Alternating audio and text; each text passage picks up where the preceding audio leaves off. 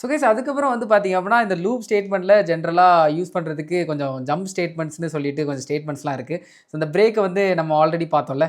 பார்த்தீங்க அப்படின்னா நம்ம பிரேக் ஆல்ரெடி சுவிட்சில் யூஸ் பண்ணியிருப்போம். ஸோ அது இன்னவே தேட் வந்து அந்த டைமில் வந்து என்ன பண்ணுவோம் அப்படின்னா பிரேக் கொடுத்தீங்க அப்படின்னா அப்போவே அந்த பர்டிகுலர் பிளாக் விட்டு அது வெளியே வந்துடும் சிம்பிளாக. ஓகேவா? நம்ம பார்த்தோம் ஸ்விட்ச் கேஸில் அந்த லைன் எல்லாம் முடிஞ்ச பிறகு இங்கே பிரேக் கொடுக்கல அப்படின்னா கீழே எல்லாம் எக்ஸிக்யூட் ஆகும்னு சொல்லிட்டு நம்ம பிரேக் கொடுத்தோம்ல. அப்போ அந்த பிரேக் கொடுக்கும்போது என்ன ஆகும்னா இதெல்லாம் எக்ஸிக்யூட் பண்ணாமல் அது வெளியே வந்துடும்ல. அதே மாதிரி தான் இப்போ ஒரு லூப்பில் வந்து நீங்கள் திடீர்னு இந்த மாதிரி ஒரு கண்டிஷன் வரும்போது இந்த அன்எக்ஸ்பெக்டட்னு ஒரு கேஸ் இருக்குது. இந்த அன்எக்ஸ்பெக்டட் கேஸ் வரும்போது எனக்கு லூப் போட்டு வெளியே வந்துடும் ப்ரோ அப்படின்னு நீங்கள் நினச்சிக்கோம்னா சிம்பிளாக அந்த இடத்த நீங்கள் பிரேக் பண்ணும். அந்த பர்டிகுலர் பாடியில் இருக்கும்போது நீங்கள் பிரேக் பண்ணும். நேம் சொல்கிற மாதிரி பிரேக் பண்ணும் அப்படின்னா இந்த பிரேக்கை யூஸ் பண்ணலாம். ஓகேவா?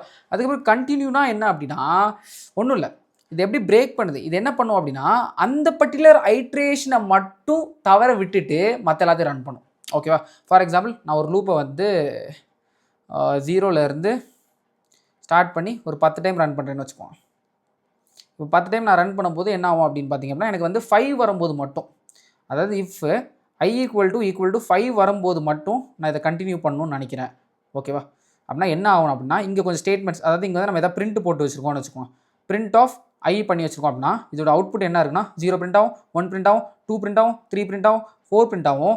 இப்போ அல்டிமேட்டாக உள்ளே வந்தோடனே 5 = 5 ட்ரூ ஆயிரும்.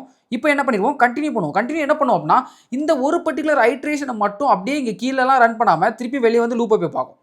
இதெல்லாம் ஸ்கிப் பண்ணிடும், அப்படியே ஸ்கிப் பண்ணிடும். இந்த ஒரு பர்டிகுலர் வாட் எவர் கண்டிஷன் கொடுத்து அதை நீங்கள் கண்டினியூ கொடுத்துருக்கீங்களோ அதெல்லாம் கண்டினியூ அடிச்சிடும். As simple as that. இப்போ என்ன பண்ணுவோம் அப்படின்னா டக்குன்னு லூப்புக்குள்ளே அப்படி வெளியே வந்துட்டு இப்போ என்ன செக் பண்ணுவோம் அப்படின்னா அடுத்த 6 மாறிடுமா, அந்த I++ I 6 ஆயிருமா, அப்புறம் 6 7 8 9ன்னு 10 டைம்ஸ் இதை பிரிண்ட் பண்ணும். அவ்வளோதான். Okay, this is all about continue.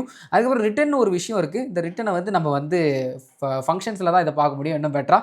So அதனால் ரிட்டனை வந்து ஃபங்க்ஷன்ஸில் பார்க்கலாம். இப்போ நம்ம இதை ப்ராக்டிக்கலாக பார்க்கலாம். ஸோ கைஸ் ஜம்ப் ஸ்டேட்மெண்ட் பார்க்குறதுக்கு நான் இந்த ஃபார் லூப்பை நம்ம யூஸ் பண்ணிக்கலாம். ஓகேவா? இந்த ஃபார் லூப்பில் நம்ம பேசிக்கலி I++ பண்ணிடுறேன், இன்னும் மேக் சென்ஸ் ஆகும். ஸோ இப்போ நான் என்ன பண்ணிடுறேன் அப்படின்னா பை டிஃபால்ட்டாக இப்போ வந்து I = 2ன்னு ஒரு கேஸ் வந்துச்சு அப்படின்னா நான் என்ன பண்ணிடுறேன் இந்த டைமில் பிரேக் பண்ணிடுறேன். இல்லைனா ஓகே ஒரு ஃபஸ்ட்டு ஈவன் நம்பர் வரும்போது பிரேக் பண்ணிடலாமா? ஸோ அப்போ I வந்து நான் 1லேருந்து ஸ்டார்ட் பண்ணுறேன். ஏன்னா 0லேருந்து ஸ்டார்ட் பண்ணேன் அப்படின்னா அப்போவே பிரேக் ஆயிரும்ல. ஏன்னா 0வும் வந்து ஒரு ஈவன் நம்பர் தானே. ஸோ அப்போ நான் வந்து I வந்து 1லேருந்து ஸ்டார்ட் பண்ணியிருக்கேன். இப்போ வந்து I <= nன்னு வச்சுக்கிறேன். ஸோ I = 1னால என்னையும் நம்ம சேர்த்து பிரிண்ட் பண்ணும். ஓகேவா?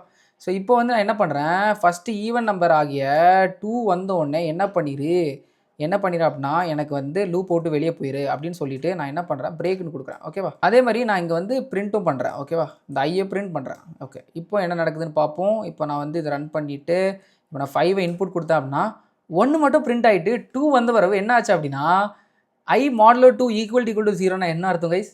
ஸோ பேசிக்லி நம்ம டிவைட் பண்ணி அதோட ரிமைண்டர் 0 இருந்துச்சு அப்படின்னா அதுவும் நம்ம எதால் 2ஆல் டிவைட் பண்ணிடுவோம். எந்த நம்பர் வந்து 2ஓட மல்டிபிள்ஸாக இருந்துச்சுனாலும் அது வந்து ஈவன் நம்பர் தானே.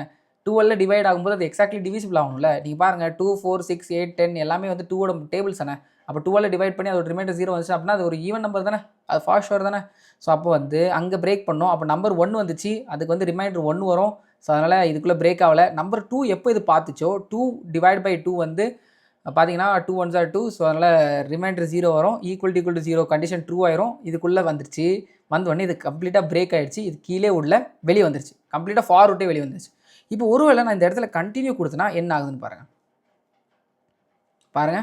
இப்போ 5 பார்த்தீங்கன்னா ஈவன் நம்பர்ஸை தவிர்த்து மற்ற எல்லாத்தையுமே பிரிண்ட் பண்ணியிருக்கு பார்த்தீங்களா. ஸோ இதுதான் கண்டினியூ என்ன பண்ணோம் அப்படின்னா இந்த கண்டிஷன் ட்ரூ ஆகி உள்ளே போச்சு அப்படின்னா அந்த பர்டிகுலர் இதை மட்டும் அந்த பர்டிகுலர் கண்டிஷனில் இருக்க அந்த ஐட்ரேஷனை மட்டும் ஸ்கிப் பண்ணிடும். ஓகேவா? இங்கே வரும் ஈவன் நம்பரை பார்த்துச்சு அப்படின்னா அவ்வளோதான். இதுக்கப்புறம் கீழே இருக்க விஷயத்தை தவிர்த்துட்டு மொத்தமாக வெளியே வராது. இன்னும் ஃபாரில் தான் இருக்கும். திருப்பி ஃபாரை ரன் பண்ணும். திருப்பி ஃபார் என்ன ஆகும் 2லேருந்து 3ஆக மாறும். 3 வந்து ஆடு தான். அப்போ இதை பார்க்காது, இது உள்ளே வராது. 3 பிரிண்ட் பண்ணிடும். அதே மாதிரி தான் 3 பிரிண்ட் பண்ணிச்சு. இனி 4 வரும். 4 வந்து இதுக்குள்ளே ஈவனானு வரும். ஈவன் வந்தோடனே அந்த ஐட்ரேஷனை கண்டினியூ பண்ணிடும். அதனால தான் இங்கே 4 பிரிண்ட் ஆகலை, அதுக்கப்புறம் 5 பிரிண்ட் ஆயிருக்கு. ஓகேவா? ஸோ இதுதான் கண்டினியூ. ஸோ இதுக்கப்புறம் நான் சொன்ன மாதிரி ரிட்டனை வந்து நம்ம ஃபங்க்ஷன்ஸில் பார்க்கலாம். இதுக்கு அடுத்த பாகத்தில் அரே பற்றி நம்ம தெரிஞ்சுக்கலாம்.